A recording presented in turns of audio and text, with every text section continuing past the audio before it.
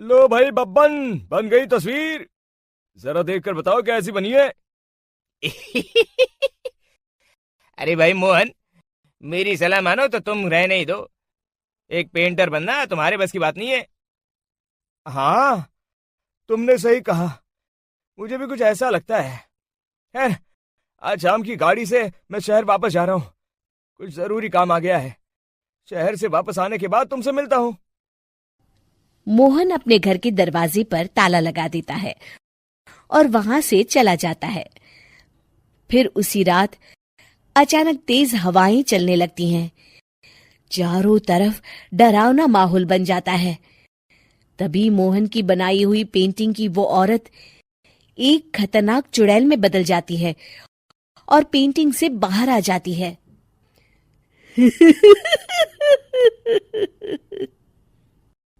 चुड़ैल घर के बाहर चली जाती है। वहीं दूसरी तरफ दो चोर लाला सुखीराम के घर से चोरी करके भाग रहे होते हैं। दोनों भागते भागते गांव के चौराहे के पास पहुंच जाते हैं। तभी अचानक वो चुड़ैल उन दोनों के सामने आ जाती है।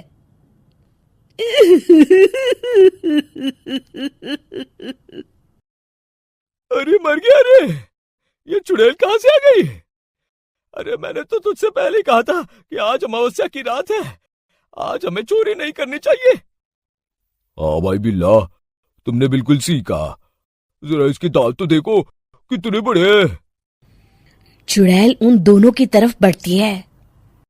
अरे चुड़ैल दीदी, तुम चाहो तो ये सारे पैसे और जेवर ले लो, लेकिन हम दोनों को कुछ मत करना।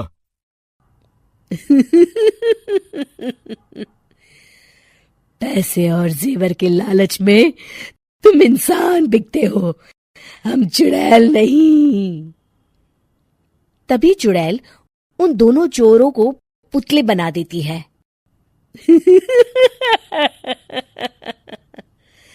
मैं किसी को नहीं छोड़ूंगी। अब कोई मुझसे नहीं बच सकता।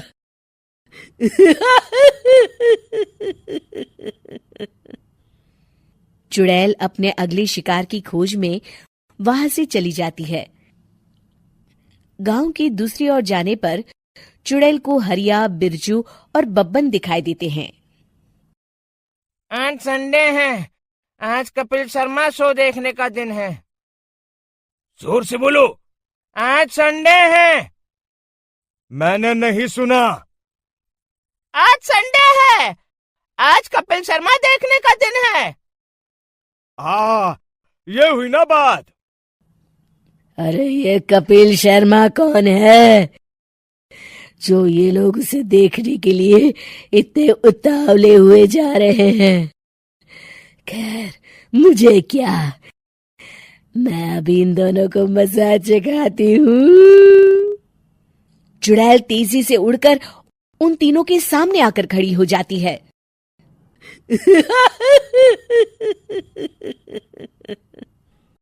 कपिल शर्मा शो बाद में देखना, पहले मुझे देख लो। बब्बन चुड़ैल को देखते ही पहचान जाता है। अरे ये तो तस्वीर वाली औरत के जैसी दिख रही है। मुझे अभी नहीं मरना है। अरे भागो रे! तीनों वहां से भाग खड़े होते हैं। बब्बन तो किसी तरह अपनी जान बचाकर वहां से भाग जाता है, लेकिन हरिया और बिरजू को चुड़ैल पकड़ लेती है और उन्हें पुतला बना देती है। फिर चुड़ैल बब्बन को पकड़ने के लिए उसका पीछा करती है, लेकिन बब्बन उसे कहीं नहीं दिखाई देता। अरे वो मोटा तो बड़ा तेज भागता है, शायद उस तरफ गया होगा। बब्बन एक दीवार के पीछे छुपकर बैठ जाता है और चुड़ैल उसके सामने से आगे निकल जाती है। बाल बाल बच गया। अगली सुबह बब्बन सभी गांव वालों को सारी बात बता देता है। फिर उस चुड़ैल के डर से रोज शाम होते ही पूरे गांव में सन्नाटा छा जाता था और कोई भी अपने घर के बाहर नहीं निकलता था। अरे ये क्या हो गया? इतनी देर से घूम रही हूं, अभी तक एक भी आदमी नहीं मिला। अरे कहां मर गए सबके सब? चुड़ैल वहां से चली जाती है। इस तरह कुछ दिन बीत जाते हैं। फिर एक दिन मोहन गांव वापस आता है। बब्बन उसे बताता है कि उसकी बनाई तस्वीर से एक चुड़ैल बाहर आ गई है। मोहन समझ जाता है कि ये कोई आम कागज नहीं है। वो जो भी उस कागज पर बनाएगा वो असलियत का रूप ले लेगा। अरे मोहन भाई, अब तुम क्या करने वाले हो? मेरे पास एक बहुत बढ़िया तरकीब है। मैं इस कागज पर उस चुड़ैल की एक ऐसी तस्वीर बनाऊंगा जिसमें वो तपती धूप के नीचे खड़ी दिखाई देगी, और फिर जैसे ही सवेरा होगा वो चुड़ैल इस कागज से निकलकर बाहर चली जाएगी और सूरज की तेज धूप में जलकर राख हो जाएंगी।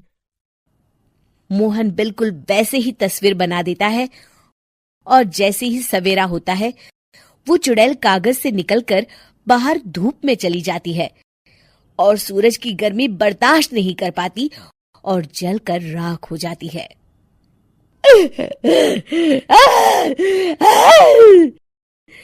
ये मुझे क्या हो रहा है? मैं सूरज की रोशनी बर्दाश्त नहीं कर सकती। मेरा पूरा शरीर जल रहा है। और इस तरह चुड़ैल के जलते ही पुतले बने सभी लोग पहले की तरह इंसान बन जाते हैं।